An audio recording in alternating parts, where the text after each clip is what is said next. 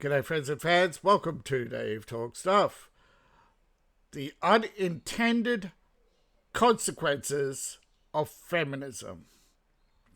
Were they unintended or intentional?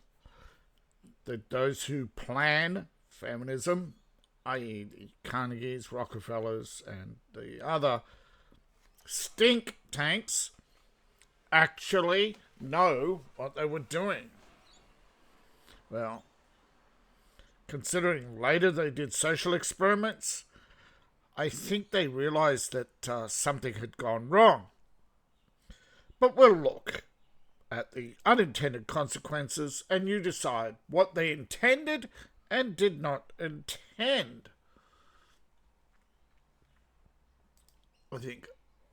I hope that a lot of you didn't just tune out right now. All right. So, you know the justification, right?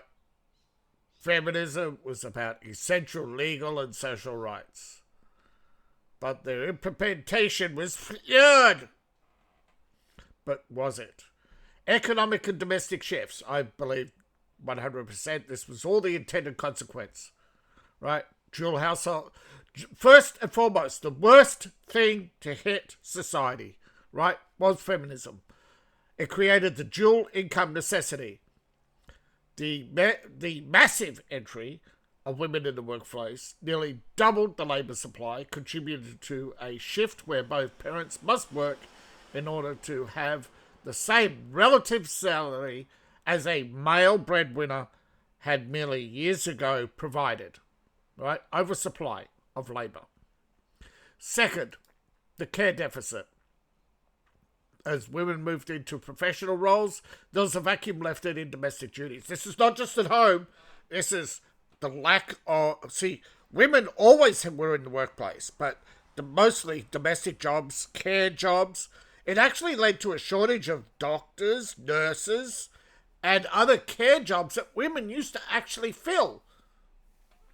There were women doctors before the so-called feminist revolution. Now, this has led to an over-reliance on expensive commercial daycare. So, obviously, this is an intentional consequence, right? Taking children off their families and putting them in commercial daycare centres where they're being used and abused by predators and financial well-to-dos who want to drain you while providing less than adequate right? The cheapest so-called education they can get away with, right? And trickle-down feminism to achieve professional success. Many middle-class women hired low-income women, right? Usually from underprivileged backgrounds to exploit them. Jeffrey Epstein also exploited underprivileged women from poor economic outcomes and so have sex clubs, brothels, all across the world, right? Women of low economic status are exploited more than ever as cheap labour for rich women. You look at every year, over 100,000 Filipinos are sent to Saudi Arabia. Not everyone comes back they're raped, they're beaten, some are killed every year. Look at the British nurses, look at who are killed and raped every year around the world, right? And again, women who thought it would be hunky-dory to be paid for traditional work and outsourcing their traditional roles to other women, because you can't eliminate it, right? Someone's going to do your washing, someone's going to make your bed, someone's going to do all these things that you're either too lazy or too privileged, right, to do. Now, what's your final words for this fine young lady who thinks that she can travel solo against Afghanistan? Yes, humans are kind.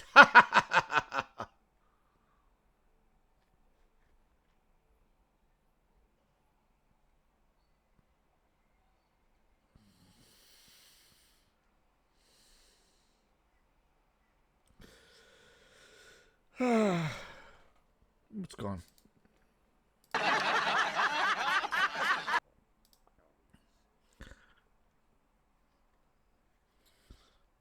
Quick question.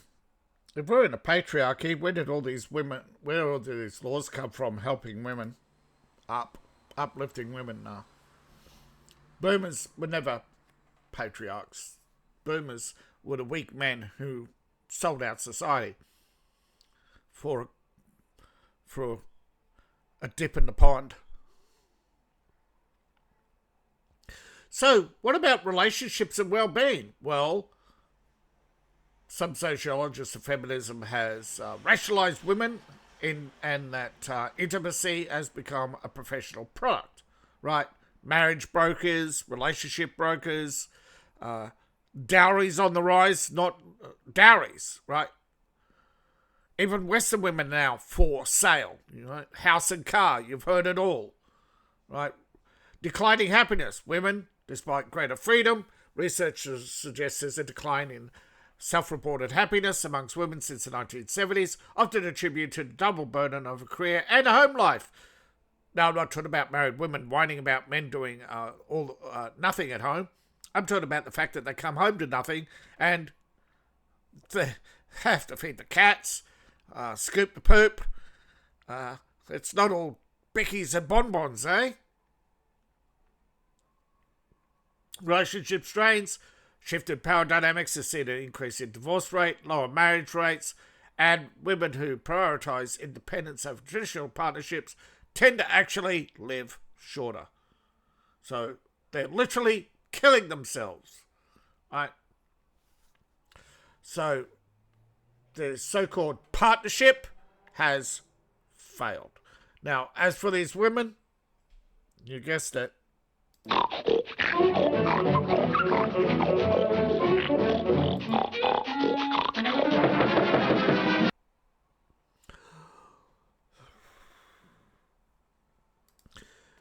Next, I really wish I had some cue cards, but I'm not going to sit here all day making them. Gender relationships and polarization. Well, men's issues have been pushed to the back burner. Look how long it took to get prostate cancer funding, whereas breast cancer was almost funded immediately since the 60s, since its discovery.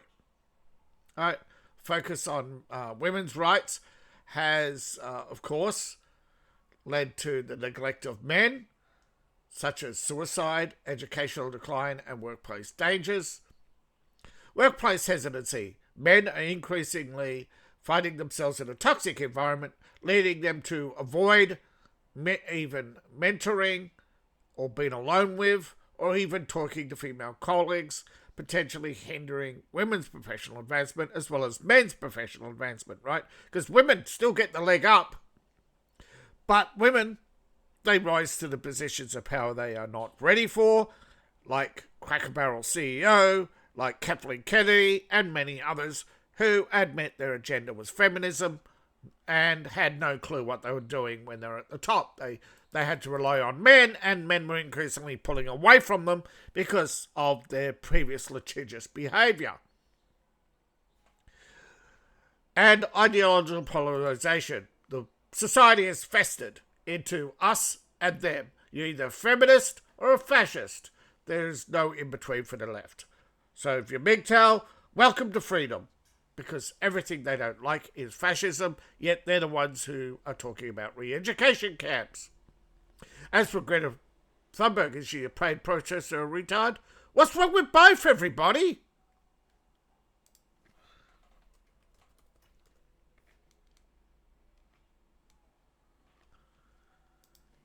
She's immature, right? Come on. And she's surrounded by what? Immature attention seekers, right? Shouting, look at me, everybody, look at me. And then, what? Do they actually know what they support? No.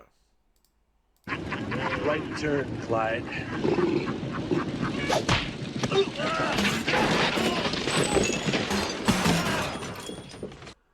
So, what about demographic and health concerns? Well, we all know, right, that feminism votes for open borders, mass migration, whatever you want to call it, while they build careers, they don't have babies. They increasingly demand they don't have babies. They claim there are too many people in the world, too many white people in the world, and all the other, right? But diversity is only for white countries. Breastfeeding. Women's health is in decline. Women are producing less milk. Those who have babies are increasingly having deformed babies. There is something fundamentally wrong, and women just will not accept it. So we have a mental health decline, we have a physical health decline, we have a declining birth rate, a declining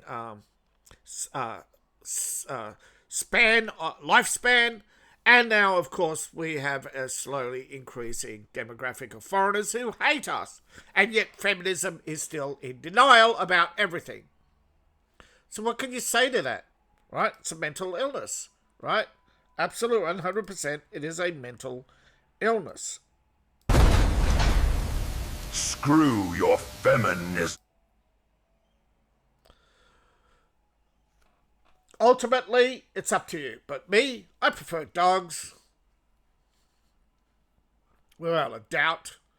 Even though I don't have one. That's my own emotional damage. We all have burdens. But even the worst of us, right, you do know, right, that the worst of society is always clustered around self-fulfillment, right? Islam is a barracks doctrine, right, for conquerors. It's a warlord's wet dream, an army of ideologically captured morons who don't need instructions. They're given a set of specific circumstances in which they can kill, and they go out and seek those circumstances, and then their society justifies it, right? Mass brainwashing. But as their societies fall apart faster than ours, there is hope, particularly amongst, as you see, Christianity is a rising religion in Iran, increasingly in other parts of the Middle East, more and more atheists and agnostics, decline in Islam in general as well. I call it the cane toad effect. If you know anything about cane toads, the further away cane toads get away from their originating swamp, right, because they can live in multiple environments, but the further they get away from their originating home, they decline in health and decline in increasing birth deformities. So there is something fundamental, right, to having a homeland and sticking to it. Now, because also remember, these people rebelled against us, so should we be giving them their independence? Should we not demand their independence? Shouldn't we call out the hypocrisy that they coming to our lands and running for our governments makes them colonizers? So just don't think this is about feminism, right? Feminism is part of a broader ideological bent to destroy as much of society as they can to manage it, right? These self-anointed, right? The predator class, they want to cull society. They get you to do it to yourself, either through making the cost of living expensive, de-incentivizing, not just denying you work, denying you social media presence. They find ways and means throughout history, right? Suppressing books. Heck, did you know the first written text discovered ever was a complaint? Yeah, a complaint. You look it up, the Mesopotamian letter, I believe it's called. So, society has always been this way. This is what Revelations is, gentlemen. Revealing to us that it's always been like this. But it's giving us the way out as well. So don't think, right, that I or anybody else is perfect, right? That we need a heavy hand to rule society. No, we don't, right? So, again, I'm of the belief that Indochina is our enemy. It's not just India or not just China alone. And I think eventually, once America conquers Europe, liberates Europe, that it'll be a mistake to ever hand it back again. So thank you all for watching. Please like, share, and subscribe, and please support the channel. But again, MGTOW, going your own way. Each and every segment and each and every thing is for you to believe, for you to decide. Do you think all this is intentional? Right? Just because it's my opinion that it's yes, that most of this is intentional, but the unintended consequence is being the decline in health and happiness, right? And because increasing the cost of living is also unintentional, right? They deliberately increase the cost of living, true, but now it's out of their control and it's hurting them. It's decreasing their profits. And it's robbing them of their talented workforce because they now are facing lawsuits against them, that their activities, Jeffrey Epstein, are being exposed, Jeffrey Epstein. So don't think those were intentional consequences. So thank you all for watching. Please like, share, and subscribe. Please support the channel. You can support me on Ko-Fi, Patreon, $1 a month. I wish it was $1 a day. And buy my books, buy my merch. All my links are in the link tree, description below, in my profile, or scan the QR code on the screen. Appreciate each and every one of you. And again, MGTOW is going your own way. I'd like to hear from you. Do you ever missed anything? See you in the comment section. Bye for now.